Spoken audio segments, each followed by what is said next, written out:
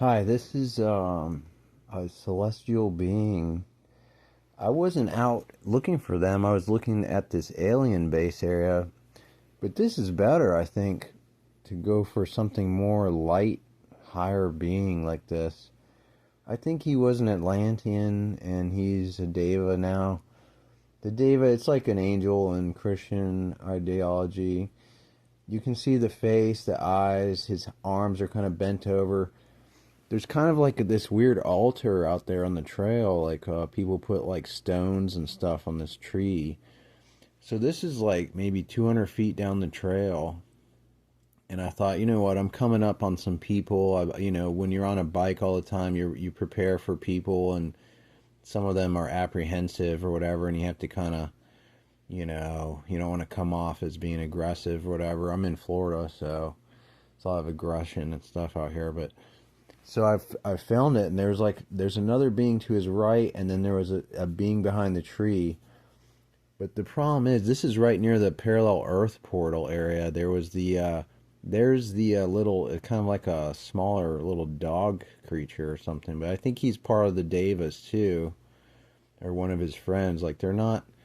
It's not that dog man or Bigfoot darkness stuff. They're like they fly and can and live in the air and stuff. They're not incarnate humans. There's a chance I could talk to them, but I get a kind of a scary feeling from going out there. I think there's reptilians out there. There's other cryptids that aren't even known about. Interdimensional cryptids and stuff. I saw like these claw prints in the dirt.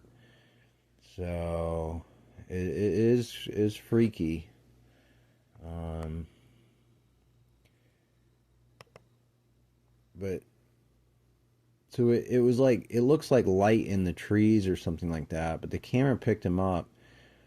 The energy pattern was that of people down on the trail, and there was like I was out there on a day where it was like empty.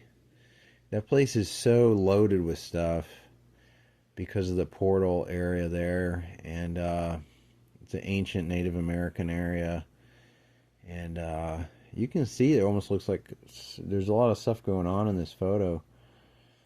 But part of me wants to go back out there and contact him. However, you're opening yourself up to a lot of stuff, and I have sometimes at night extreme visions of all the beings out there.